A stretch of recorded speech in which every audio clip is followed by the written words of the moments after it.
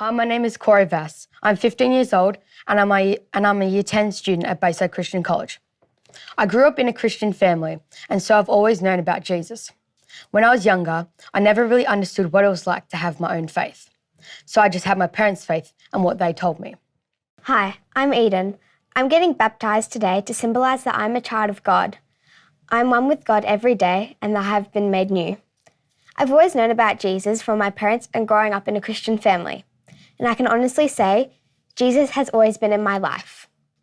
I was born in a Christian family and was taught about God from a young age. When I was very young, I decided to ask him to come into my life. After graduating grade 6, I had the choice to be baptised, but I didn't because I thought you had to have this elaborate and extreme story to get baptised.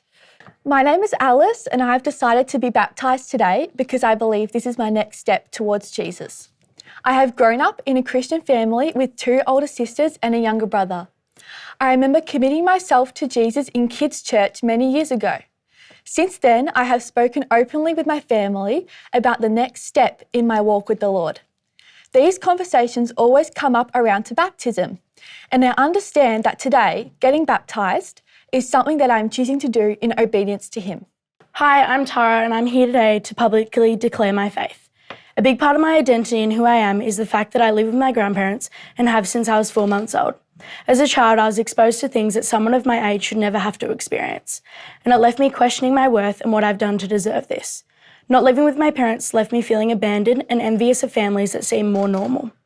Despite all this, I was found myself in a lucky position where although my grandparents weren't religious, I was sent to a Christian school that definitely put me on a better path. But saying that, I never really cared for faith or showed any interest in learning about God. I just sat there in religion and let it all go in one ear and out the other. I began my walk with Jesus in September 2019, and today I'm declaring my faith in him and following his lead, stepping into the waters of baptism in obedience to him and his call on my life. I never believed in God growing up. Being so unwell, I often wondered how a loving God could let me suffer through so much.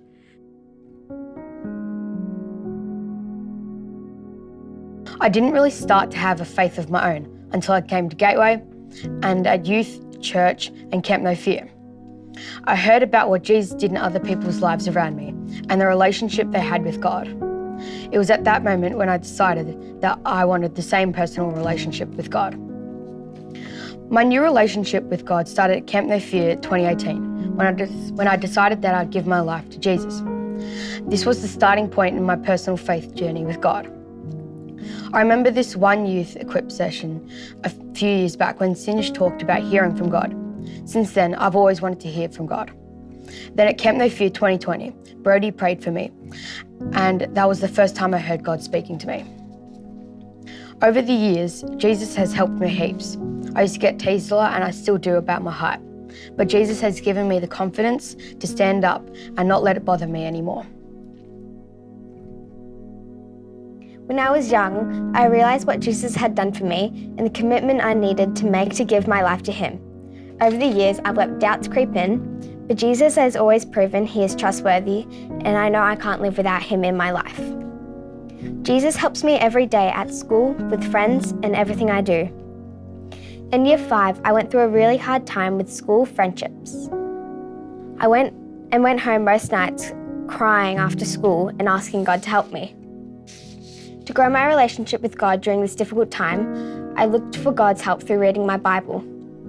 The verse I clung on to the most and what God reassured me was Psalms 46, 1 verse 3. God is our refuge and strength, an ever-present help in trouble.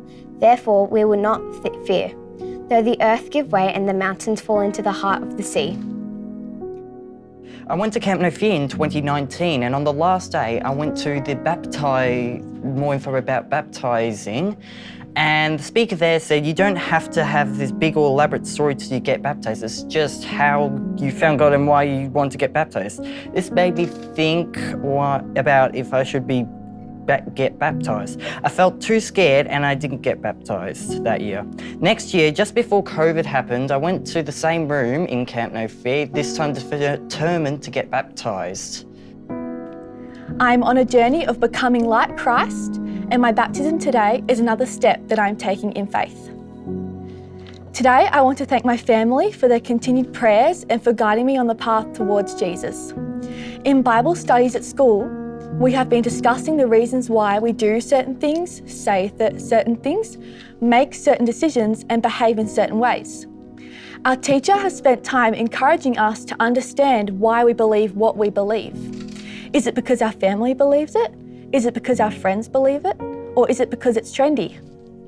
During this class, I have come to understand that I have my own personal faith in Jesus. It started as a child being raised in a Christian home and was developed at kids' church, youth and school. It wasn't until one of my friends kept mentioning a youth group she went to on a Friday night that I started to have an interest. She persistently kept nagging me to attend, but I was always too scared to ask my grandparents if I could go because they aren't religious. I finally got the courage to ask and Grandma Jenny pulled through. And that Friday night, I found myself at youth here at Gateway. To begin with, I wasn't coming to youth for the right reasons. I was more interested in the social side than the actual religious side of things. Then I got dragged to Camp No Fear in 2019, and of course came Cry Night. Night 3, and man, I was not expecting my life to completely change. All those questions about my self-worth, my upbringing, and just constantly asking why me were pretty much answered. Night 3 on camp, I sat there and for the first time and spoke to God with an open heart and in hope for his response. I finally had someone to ask these questions to, instead of just sitting there in anger and disbelief of my upbringing. That tonight I raised my hand and accepted God into my life and took my first real step in my faith journey. Something changed when I was 19. I was so sick that I had left university and was devastated that life was not going the way I had planned. But then I started to feel at peace, and now I know that that was the beginning of my acceptance of God's plan for me. I do not know what God has planned for my life, but I do know that so much has changed since I accepted his love and grace. Since beginning my walk with Jesus, I have seen my life in a new light, with less of a focus on what I want and what I have done, and more of a focus on what God wants and what he has done. The reason I'm getting baptised today is because I want to tell others that I want to go deeper in my faith with God and live the best life he has already planned out for me. I remember in 2019 in a church service, Mark was talking about baptisms and he used the analogy about two cars. One car pulled up behind another car, which was just sitting in front of a green light. The guy behind got out of his car and asked the person why he wasn't moving. The person waiting at the green light said that he was waiting for all the lights to turn green ahead of him before he went. So the guy hopped back in his car and drove around him. I like this analogy because in life you'll get stopped by red lights, but you have to be willing to get stopped. But if you keep waiting for the right moment or when you feel ready, or for all the lights to turn green, it might not happen. You might never feel ready. It's just taking that step into faith and seeing what God does in your life. I'm Cory, and I'm made new.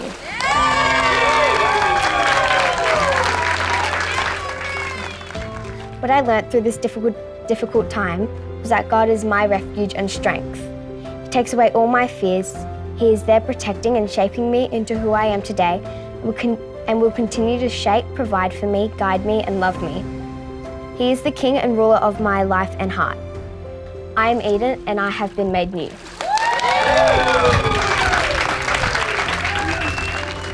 Unfortunately, COVID happened, and so I didn't get to get baptised last year. But this year, since COVID's done, I'm ready to get baptised. I'm Luke George and I'm made new. Now that I'm almost 15 years old, I have my own relationship with Jesus, and I know that he died for me on the cross. It was personal for him, and it is personal for me. In Matthew chapter 28, 19, verse 20, it says, "Now wherever you go, make disciples of all nations, baptizing them in the name of the Father, the Son, and the Holy Spirit, and teach them to faithfully follow all that I have commanded you." Today, I'm declaring before my friends, family, and church that this will be my intention from this day forward. I'm Alice, and I've been made new.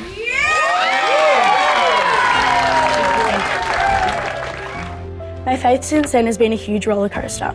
Many ups and downs, but I'm constantly reminded that faith isn't perfect and my relationship with God will always be growing. I've held tight to Philippians 4, 6-7, which says, "Do not be anxious about anything, but in everything by prayer and petition, with thanksgiving, present your requests to God. And the peace of God, which transcends all understanding, will guard your heart and your mind in Jesus Christ. I know that my journey is not over and I'm continually being challenged to let God into all aspects of my life, putting my trust in His word, and what better step than to keep myself accountable and publicly declare my faith today. I'm Tara and I've been made new. It is through God that I have met so many wonderful people who inspire me to be more Christ-like and to share His love and grace with others. Whenever I start to question God's movement in my life, I turn to Jeremiah chapter 29, verse 11, which says, "For I know the plans I have for you, declares the Lord, plans to prosper you and not to harm you, plans to give you hope and a future." This verse always reminds me that when I feel like my life is out of control, God is there and He has a plan. I am Lexi and I have been made new.